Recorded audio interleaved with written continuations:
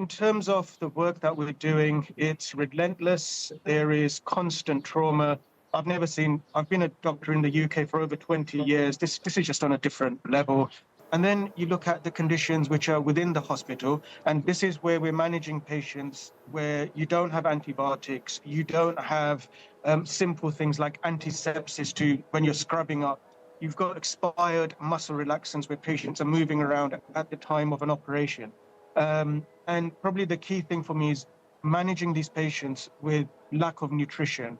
They're in severe malnutrition, no matter which index you're using to define this. The WHO Z scores, the circumference, pedality, whatever you're using, it's severe malnutrition. So these are really difficult patients to manage.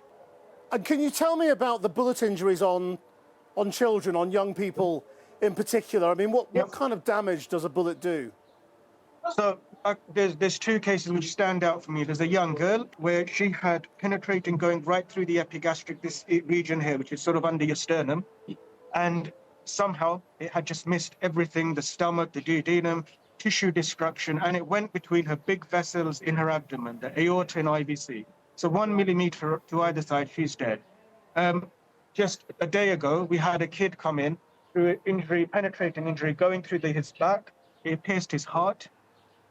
Just phenomenal, the skill level of these Gaza surgeons. They took him to theatre, opened up the chest and drained the blood which was surrounding the heart and fixed the hole. Just phenomenal, incredible techniques. And fortunately, the first child, she went home. This kid is in ITU, but he's progressing nicely. On Sunday, where I was involved in managing and operating on the two mass casualty events. The first was where clearly the bullets had gone in through the abdomen, the left side, in two patients, one a 22-year-old, one a 20-year-old male.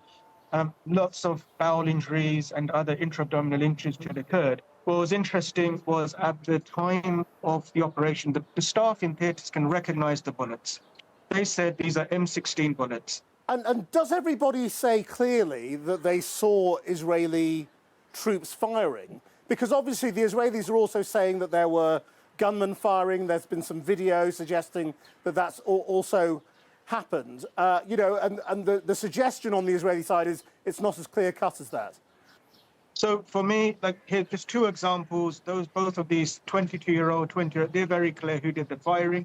Thus far, in this week, I've not heard of anyone say the firing came from anyone else. Now, you mentioned malnutrition. What effect does that have on people's ability to recover?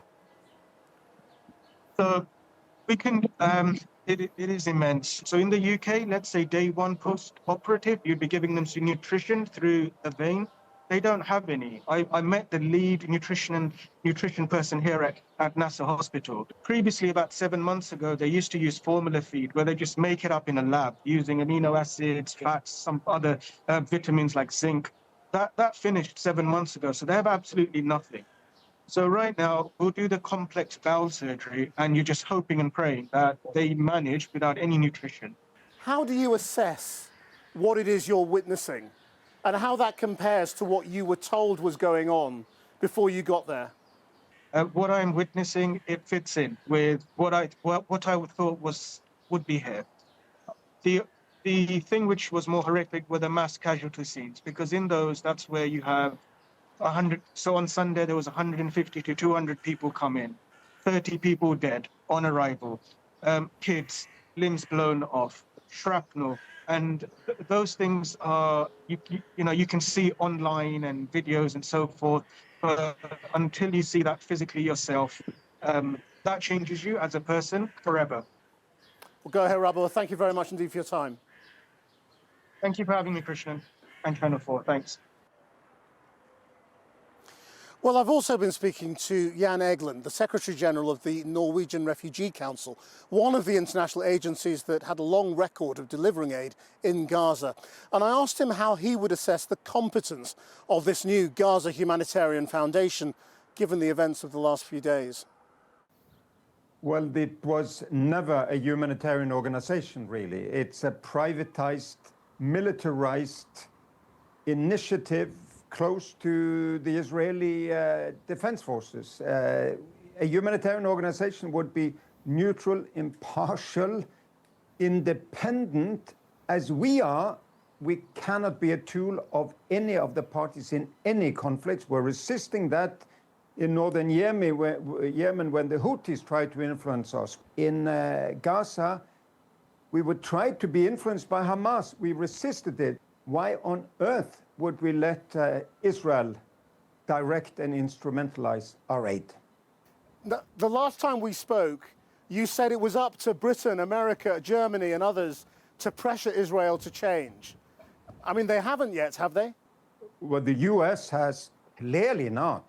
But finally, it may be that London, Paris, Berlin and Brussels have started to realize that they have been completely on the wrong course for 600 days and nights. You cannot allow Israel to do what Assad was sanctioned for doing, namely to starve entire populations, to try to subjugate a military armed group.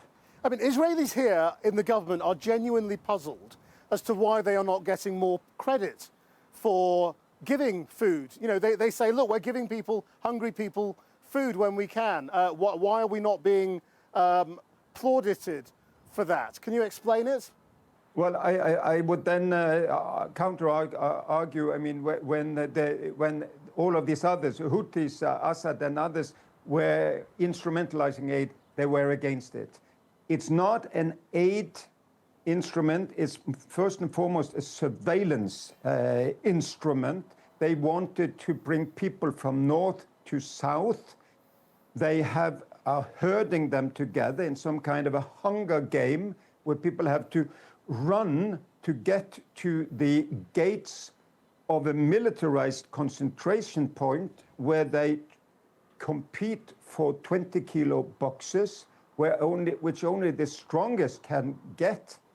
There's supposed to be aid given where the needs are the greatest, to where the most vulnerable are, women, children, and the disabled, and most of them are actually in the north of Gaza, where none of this aid is given. Do you have any reason to think anything is really changing? Well, I think the distraction of the Gaza Humanitarian Foundation is all over. I don't think that will continue. And then I do hope that Israel will see the light and that they will grow a spine in these Western capitals and say, let the UN, the Red Cross, Red Crescent, and NGOs like NRC do their job as they do in all other war zones all over the planet, according to normal humanitarian principles. We were able to feed all of Gaza, give tents to most of the people who were close to reaching all. When there was the ceasefire, we need another ceasefire. We need another opening of the gates to Gaza by the Israeli Defense Forces, and we need the United States to help us also in that. Now, some people think the media's obsession with getting into Gaza is sort of self-serving. I mean, how important is it to you as aid organizations that international media are allowed into Gaza to see what's happening? It's very important. In Gaza, they are keeping out journalists and they are killing your colleagues, the local journalists, as they're killing my local colleagues, the aid workers. We need independent witnesses to document that, and the journalism is kept out because they don't want witnesses. Jan Egeland, thank you very much for joining us. Thank you.